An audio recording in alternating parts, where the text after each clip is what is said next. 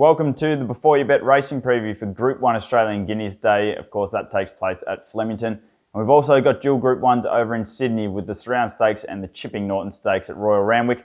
We'll be previewing all three Group 1s thanks to Betfair. And remember, if you are having a bet today in today's Group 1s, jump on the Betfair exchange, www.betfair.com.au. Get involved in the game within the game. You will not regret it. We'll kick off with the race that everyone's talking about. It is the Group 1 Australian Guineas for the 3-year-olds at Flemington.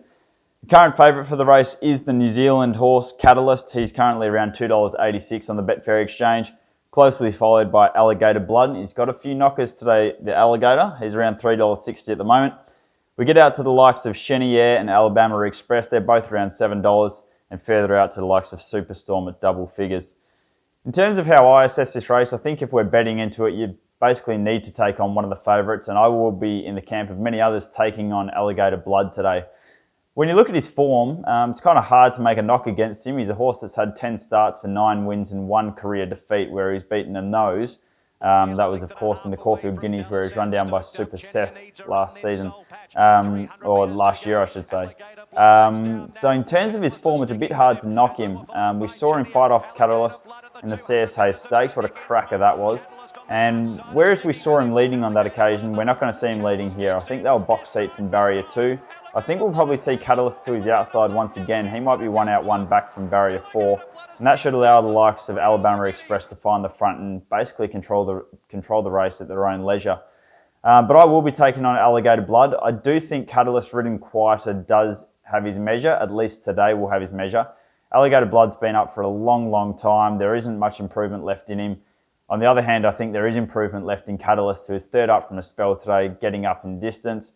I think he's the one to beat with the good draw. If they can just sit, as I said, 1 out, 1 back, I think he'll find what it takes to win the Australian Guineas today. I think the horse that's flying under the radar of a lot of people is the WA horse, Superstorm. We saw this horse run 4th in the Group 1 Kingston Town Classic back in December, but back then he was just raw, unfurnished, didn't really know what he was doing, and he just did it all on raw ability. This time around, he resumed with a really dominant win, which was better, backing up with the figures than what it looks to the eye. I mean, it was visually impressive, but it was a day that was hard to make ground, and he put them away with ease on that occasion. This is a serious horse, and we've seen the WA form line up time and time again in Victoria. So if you're looking for one at a bit of value, I would say that Superstorm, famous Cerise and white colours, Willie Pike's flying over to ride him, of course. I think at around $16.50 on the exchange, he's the one you've got to be with to throw in your numbers at a little bit of value. The likes of Alabama Express, well, he's going to get his chance. He's currently around $7, but as I said, he looks the likely leader in the race. He should be able to control the race however he likes, and he won't have any excuses from out the front today. Of course, he comes into this off the back of a Group 1 win in the CF4 Stakes, so it'll be interesting to kind of see how that form lines up against his fellow 3-year-olds today. Chenier, well, we saw him run 3rd to Alligator Blood and Catalyst, first up from a very long spell. I think he had 40 or 42 weeks off leading into that CSA Stakes, and he was only beaten, a length and a half, 2 lengths, if that. He's, of course, going to take an enormous amount of improvement out of that race. Second up, he was strip fitter. By all reports, he wasn't screwed down for that first up run. And we know Anthony Freedman, this is a Group 1 stable, a grand final stable, and they'll have him ready to peak today, no doubt in my mind. So whether he can turn the tables on Alligator Blood and Catalyst remains to be seen, but if you're a Chenier fan, I certainly wouldn't be putting you off him. But for me in the Group 1 Australian Guineas, I've got Catalyst on top. I think he'll be very hard to beat. I think the value in the race is Superstorm, as I said, at double figure odds. He's flying a little bit under the radar. And if there is going to be a complete knockout, it might be Soul Patch. He's probably looking for a little bit longer, but he did finish off well in the CSA Stakes, and he did win second up last preparation. So that's the way I've seen the Australian Guineas. So we'll move over to Royal Randwick in Sydney, where we've got 2 Group 1s on the card, as I've said. The first is for the 3-year-old fillies. It's the Group 1 Surround Stakes over 1,400 metres. And once again, similar to the Australian Guineas over in Melbourne, we've got a little bit of a match race here involving 2 or 3 horses. The horse I'm with is Flit at the top, number 1. She's currently the $3.55 favourite on the Betfair exchange. We saw her resume with a very impressive win, first up over 1,200 metres. She wore blinkers on that occasion for the first time in her career, so clearly they had her forward enough to win that and win it well. I think she's only going to improve stepping up to 1,400 metres today. She draws well in barrier 7. I think she can get a nice run in midfield. And I think she's the horse to beat based on how I think the race is going to be run and where she's going to be during the run. The biggest danger, I think, is Funstar. As the market has it at the moment, she's currently around $3.70. The difference with her is she's drawn very wide, and I doubt they're going to push her forward and try and burn her out first up from a spell over 1,400 metres in a Group 1. So from her wide gate, I suspect J-Mac will take her back in the field. And then the question becomes whether she can make up the ground on a firm surface at Randwick, first up over 1,400 metres in Group 1. The other little box she has to tick, Funstar, is the fact that she's raced 5 times in her career and all 5 have been on soft ground. So she hasn't yet raced on a good track. So it'll be interesting to see how she does handle the firmer surface. I'm not saying it's going to be a problem, but as I said, with her I think going to be so far back in the run, it'll be interesting to see how much ground she can make up on a firm surface, first up over 1,400 metres. No doubt she's a very, very high quality filly. She's certainly one that I've got a lot of time for, and she's in my stable, but I just think in the setup of this race today that Flit's the one that I want to be with instead of Funstar. But going forward, I probably think Funstar's the better horse in the long term.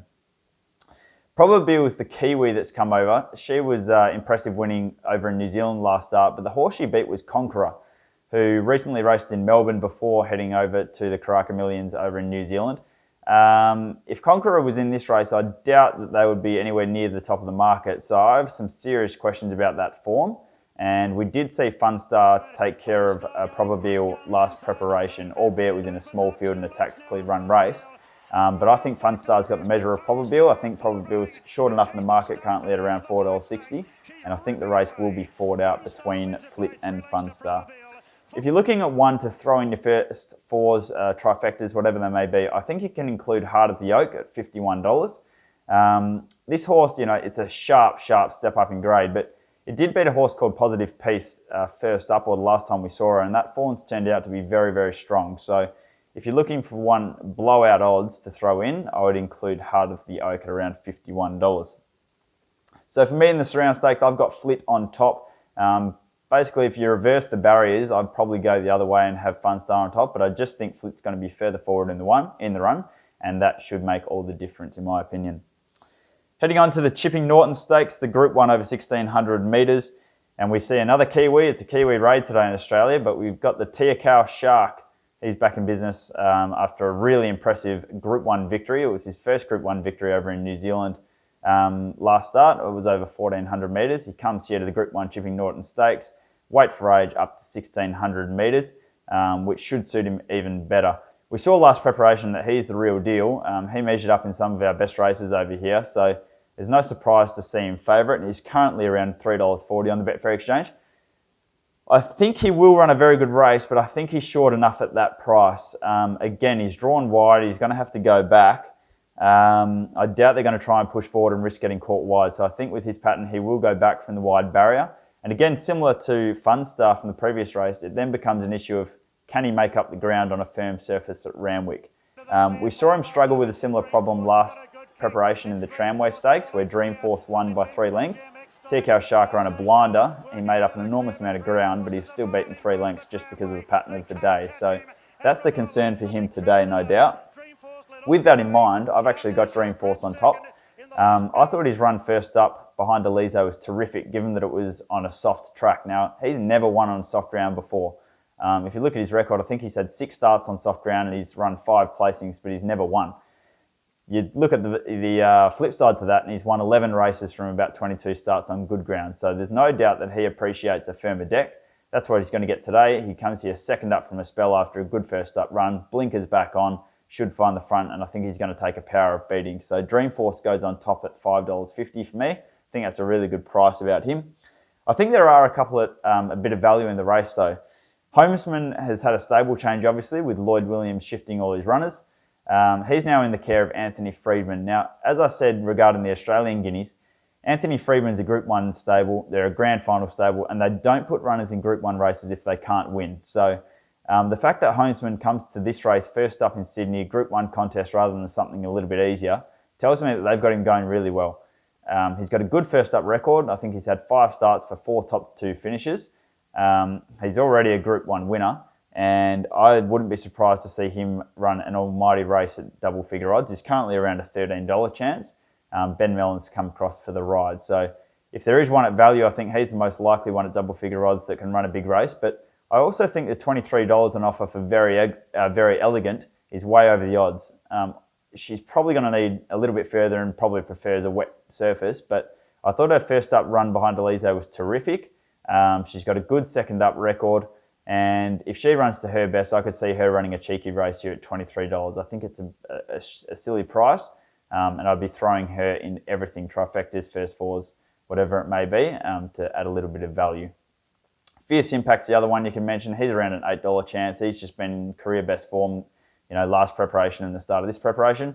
Ran a blinder first up from a spell, and he can definitely measure up here. But for me in the Chipping Norton Stakes, I've got Dreamforce on top. I think Homesman and Very Elegant are the two runners at a little bit of value. To find all of my selections for the day at Flemington and Randwick, head to beforeyoubet.com.au. You'll find my selections for every race, my best bets and my best value bets of the day. Beforeyoubet.com.au. Let us know your thoughts, let us know your selections, and look forward to interacting with you throughout the day on Twitter. You can find me at Tim_tips. And again, jump on the Betfair exchange and get involved with the game within the game.